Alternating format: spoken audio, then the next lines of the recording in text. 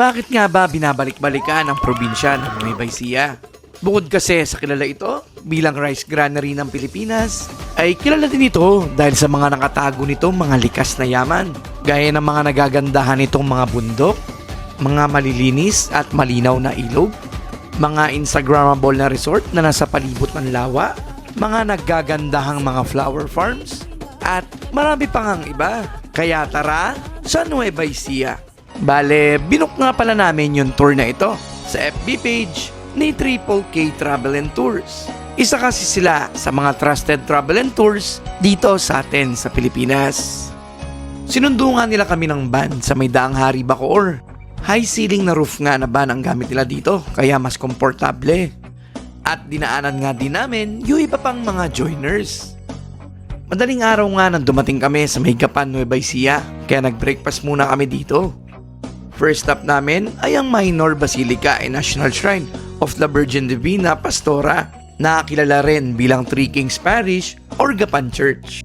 Ito ang pinakamatanda at pinakamalaking kolonyal na simbahan ng Katoliko sa probinsya ng Nueva Ecija.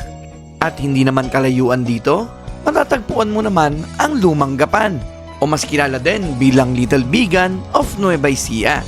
Makikita mo nga dito yung mga lumang bahay. Itinayo nga ito at pinreserba para maipakita ang mayamang kasaysayan at kultura ng lungsod ng Gapan.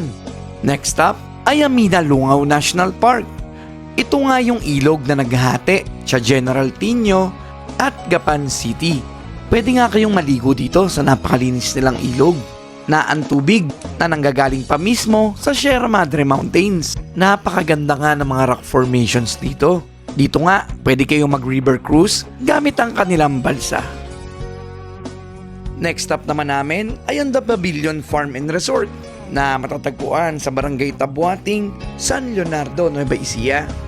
Napakarami nga dito mga floating kubo, at dito na din kami nag-avail ng aming lunch. Then, dumiretso naman kami sa may Palayan City, kung saan matatagpuan ang provincial capital ng Nueva Ecija. Next stop naman namin ay ang bayan ng Gabaldon, kung saan matatanaw mo dito ang napakagandang Sierra Madre Mountains. At dito din sa bulubundukin ng bayan ng Gabaldon, nakatira ang ilan sa pinamalaking agila sa buong mundo, ang Philippine Eagle. At after, dumiretso nga kami sa isang pinakakilalang paliguan sa bayan ng Gabaldon, ang Calabasa River. Pwede nga kayo ditong maligo sa napakalinis nilang ilog, o kaya naman magrenta ng kanilang ATV.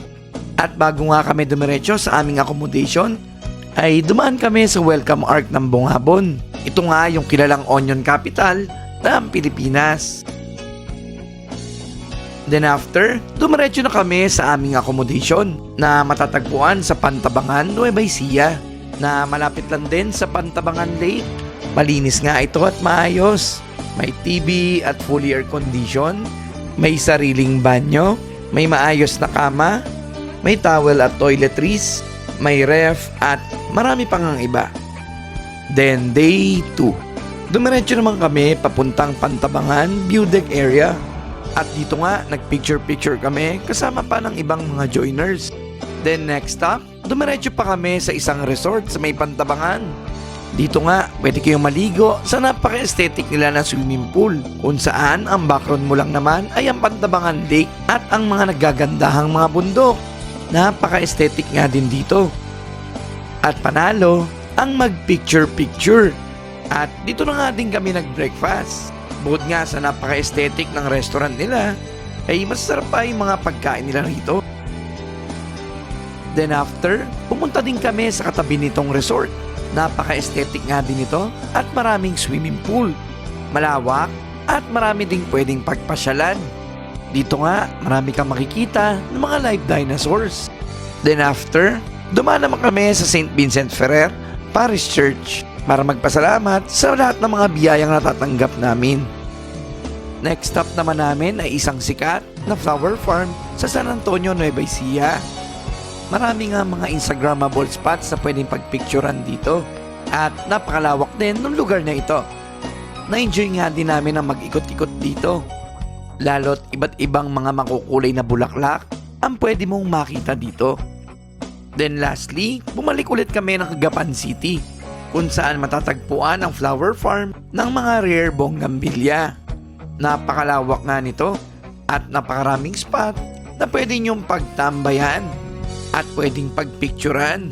May malawak nga din sila ditong park, kaya malimit din itong pinupuntahan ng magkapamilya at magkakaibigan. May pa-live band pa nga sila dito. At sa sobrang ganda nga ng lugar, kahit ang partner ko dito ay napasayaw. At bukod nga sa napakaganda ng lugar na ito, ay masasarap din yung mga pagkain na ino-offer nila dito.